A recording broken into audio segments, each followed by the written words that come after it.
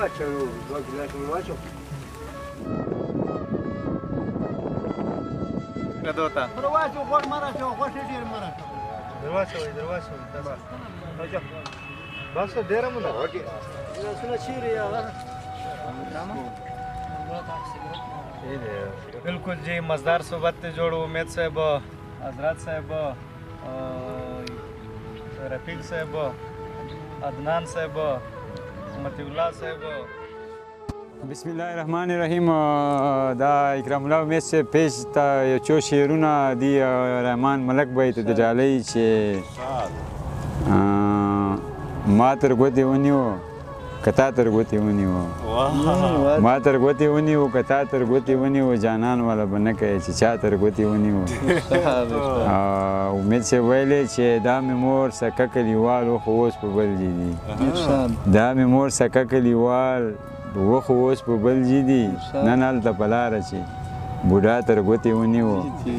دومره ډېر یارانې دي حضرته لکه سرشتان دومره ډېر یارانې دي حضرته لکه سرشتان ما ویل یاده ځکه ما تر ګوتې ونیو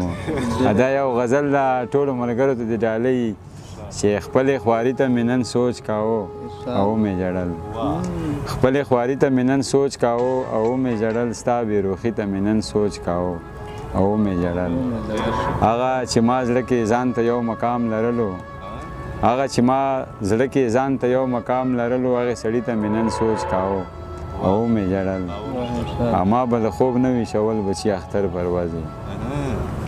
ما به له خوب نه وي شول بچي اختر پروازې کور انغري ته مې نن سوچ کاوه او مې ژړل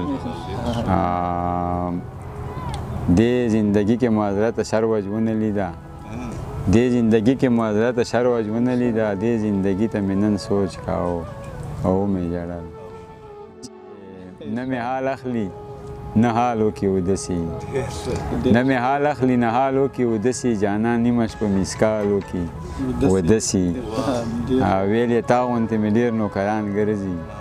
ویلې تا غوندې مې ډېر نوکران ګرځي جانان موږ پورې نه خوال وکړي ودسي مور یې ویل چې ماسخوتن جمعې ته نه ځي مور یې ویل چې ماسخوتن جمعې ته نه ځي زوی مې ټول ورځ فوټبال وکړي ودسي مور یې ویل چې ماسخوتن جمعې ته نه ځي زوی مې ټول ورځ فوټبال وکړي ودسي څو شعره نور دي چې خپلې مینې لیونو ته دې خیال نه و سوه اسویلو ته دې خیال نه و خپلې مینې لیونو ته دې خیال نه و له سینې مې ځای په ځای وراوتلي له سینې مې ځای په ځای وراوتلي خپل خنجر بڼو ته دې خیال نه و زما کامه شبې غمه په کړ کړ یې زما کامه شبې غمه په کړ کړ یې دغه دیارلس جنازو ته دې خیال نه و زما کامه شبې غمه په کړ کړ وې دغه دیارلس جنازو ته دې خیال نه و دا ستا حسن صفت کړو لیونیه دا ستا حسن صفت کړو لیونیه بیچني حضرت شیرو ته دې خیال نه